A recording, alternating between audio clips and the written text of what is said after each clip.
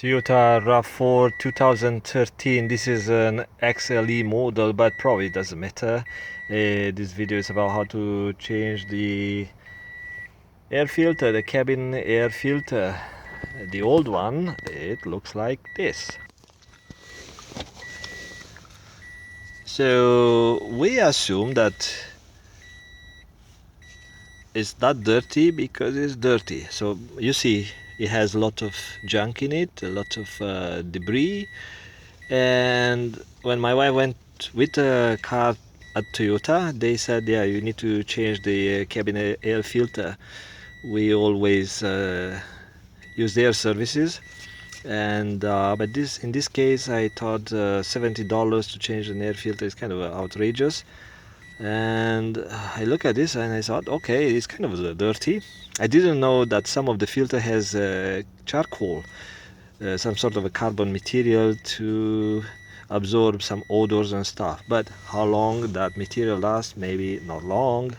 So if you think that this filter is good for 5 years, no, that's not going to last you maybe a year. That charcoal is going to be gone or clogged within half a year, maybe. Depends if you smoke. But you see this debris, even I use air compressor to get rid of that stuff, it's still a clogged filter. So I rather use a brand new one. I went to Canadian Tire and they offered me their brand, or the brand they recommend, a cheaper one, Motomaster. I said, no, I don't touch that stuff. I don't put parts made by that company into our car. So the only better brand was Fram. So this one, it says, is made with baking soda, which is a gimmick. How long the baking soda lasts in your fridge? A couple of months.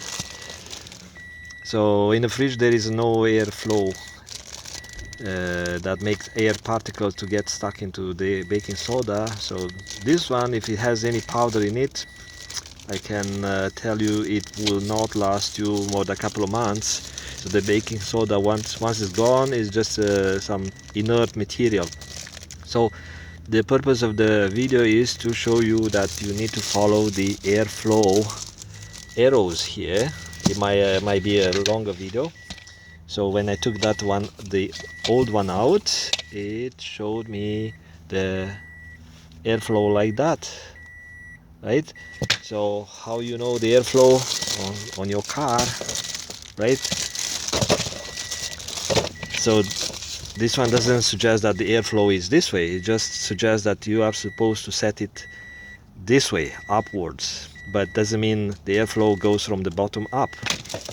And I'm looking at this one, it says airflow go down. Okay, so how you install this one? You install it this way with a lettering this way, or you go this way because you think the old one have the arrow pointing up. How do you know? So where is the air filter? Of course, you search some other videos on your YouTube and you learn that in the passenger glove compartment. And you want me to give you step by step. Okay, step 0, go to buy the filter, or step -1 is go to the dealership to check for the pricing. Step 0, get the filter from the store. Step 1, clean the junk in your glove compartment, because it makes it easier, less load, less weight on the hinges. Okay, so we'll do that. Now with the glove compartment emptied, you need to look at the side tabs. It's kind of a rubber tabs meant to absorb the shock. Like, it's not shock absorber, but meant to dampen the contact, the point of contact between the kind of a stopping mechanism and this trim.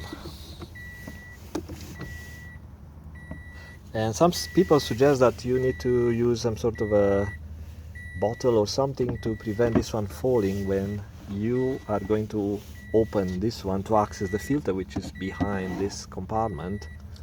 So what you need to do, you need to use both hands and squeeze. So squeeze inside. So you see this tab here, so you need to squeeze one side. If you could do it with both hands at the same time, and see, this is coming out, this is coming out, but since there's no weight, this is not going anywhere. But I would not rely on this hinge and mechanism. So now you see the empty compartment where the air filter used to be. So air filter used to be like this. So I opened the glove compartment box on purpose to show you in detail what you deal with. So you see a hinge here, or a locking clip, a hinge on that side. So you just push this one and take the cover out, and the filter, the old filter, is inside. So you just pull it out, and that's the compartment where you insert the brand new filter. But how do you know where the airflow, where it comes from, where it goes? So you can only assume. So my assumption, but I have to demonstrate how it is. My assumption is this is a blower motor, a fan built in, and I feel the turbine, the propeller is right here inside. So, but how do I know the air not going from the top down into some sort of a vent underneath? So I need to check that. So if the airflow goes from the bottom up, I would see this one being pushed upwards. But what I see when I put this number, or this piece of paper, I put it inside of the filter compartment, I see that it's being sucked down. See, it's already, when I go in,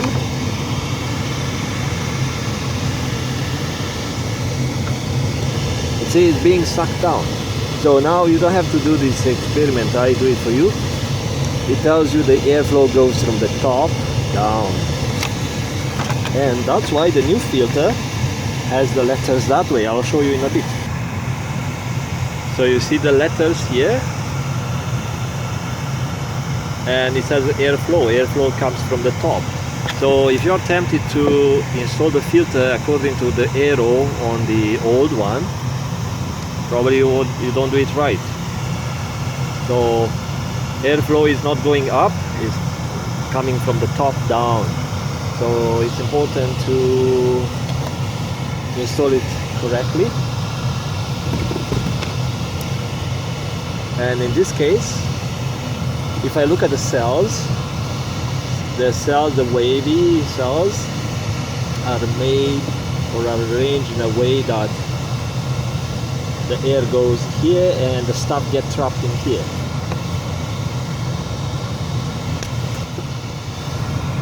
So instead of making a minute video, I made a longer one so you understand how this thing works. So I'm going to turn off the airflow so I don't have to deal with a vacuum, with a suction. And you might have to press the cover on top, but if it doesn't fit right, it means it's not the correct size. And if it's an aftermarket filter like this Fram brand, it might stick out a few millimeters and you might have to push this one, but everything is going to fit nicely. And then you have to deal with the hinges and put back everything together and your stuff and documents and gloves and stuff, you know. So other people, like I said, they recommend to support the weight of this thing, the glove compartment box. And yeah, I do suggest you to do the same thing. But myself, since I work in a car, in the cars, many different brands, I know how to take things apart and put things back together. But if you want to just save some money, yeah, follow that advice.